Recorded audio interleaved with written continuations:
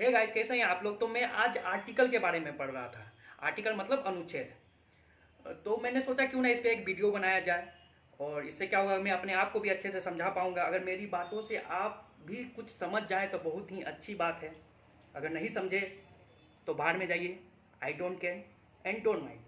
चलिए तो स्टार्ट करते हैं। तो पहला जो अनुच्छेद है, अनुच्छेद 1, उसमें क्या कहा गया है। जो अनुच्छेद 1 है उसमें यह कहा गया है, मतलब ये कहा गया है कि भारत राज्यों का संघ है, यानी यूनियन। इंग्लिश में उसे यूनियन कहा जाता है।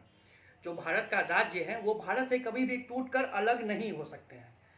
मतलब ऐसा नहीं है कि यहाँ बिहार है जो टूट के हम इधर हो जाएंगे, ऐसा कुछ नहीं हो सकता है। जो भारत के राज्य है वो भारत से कभी भी टूट के अलग नहीं हो सकते हैं, ये अनुच्छेद 1 में कहा गया है। मगर एक ऐसा देश है जो जिसके राज्य टूट के अलग हो सकते हैं, सोवियत संघ। तो आप याद रखिएगा।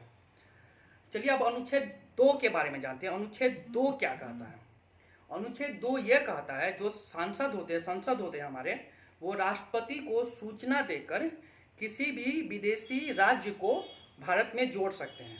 राष्ट्रपति को सूचना देकर किसी भी विदेशी राज्य को जोड़ सकते हैं। एग्जाम्पल के रूप में आप देख सकते हैं कि 16 मई 1975 ईस्वी को सिक्किम को भारत में जोड़ा गया था। तो उसका कहानी कुछ ऐसा था कि जो चीन था, जिसके आँख ऐसे ऐसे होते हैं, तो वो जो चीनवा था उसने क्या किया, पहले उसने तिब्बत पे कब्जा किया 1954 ईस्वी को। यह देख के सिक्किम की गांड फट गई। उसने सोचा भाई जब उसने तिब्बत पे कब्जा कर लिया तो वो मुझ पे भी कब्जा कर सकता है। तो हुआ यूँ कि जो चीन है वो बहुत ही हरामी किस्म का है। उसने क्या किया, जो तिब्बत पे जो कब्जा किया था, वो जैसे आप समझ लीजिए कि एक घर में 5 फैमिली होते हैं, पांचों को क्या क्या चीन तिब्बत पे जो कब्जा किया था उसको किसी को इधर भेज दिया, किसी को उधर भेज दिया, किसी को उधर भेज दिया, किसी को उधर भेज दिया, मतलब सबको अदल बदल कर दिया, मतलब तोड़ फोड़ के रख दिया। ऐसा कर दिया कि वहाँ पे मतलब विरोध करने का कहीं क्षमता ही पैदा ना हो। ये देख के सिक्किम की और गांड फट गई। तो उसने क्या किया, उसने सोचा भाई मेरे साथ भी ऐसा हो सकता है। तो उसने दौड़ले भारत के पास आया। तो बोला भारत भारत भारत हमको बचा लीजिए, नहीं तो चिनवा हम पे कब्जा कर लेगा।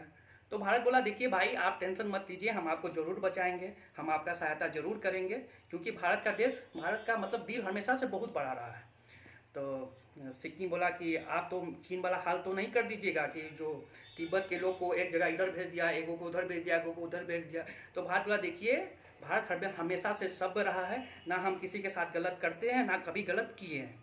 तो आप निश्चिंत रहिए, जो भारत के नागरिकों को जो अधिकार मिलेगा वो सिक्किम के भी सारे नागरिकों को वो अधिकार दिया जाएगा, या जब आप हमसे आके जुड़ते हैं तब।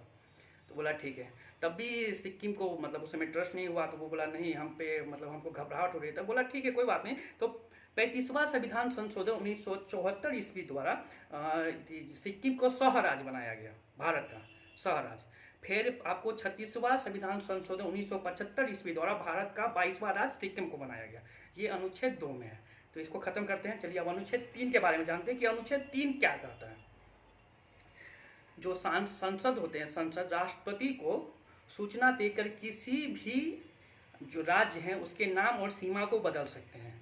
जो हमारे संसद है वो राष्ट्रपति को सूचना देकर हमारी जो राज्य है उसके नाम और सीमा बदल सकते हैं। जैसे एग्जाम्पल के रूप में आप देख लीजिए, जैसे बिहार का नाम कुछ भी बदल के रख सकते हैं, पटना का नाम कुछ भी बदल के, या पटना को उठा के राजस्थान में फेंक सकते हैं। मतलब उनका जो मन करे वो कर सकते हैं। एग्जाम्पल के रूप में आप देख लीजिए, बिहार में पहले झारखंड मिक्स था, तो बिहार को झारखंड से निकाल के अलग कर दिया गया। तो यह एग्जाम्पल हो गया।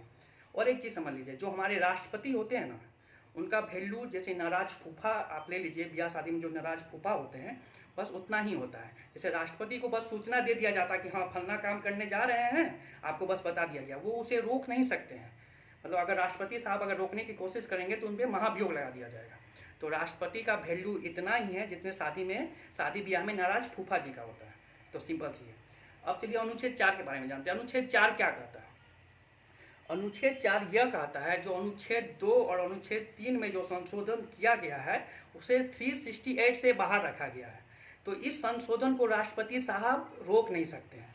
तो लीजिए कांड यहीं पे हो गया, राष्ट्रपति साहब को यहाँ पर भी रोक लगा दिया गया। तो फाइनली अनुच्छेद 4 तक आप समझ गए होंगे। सो बाय।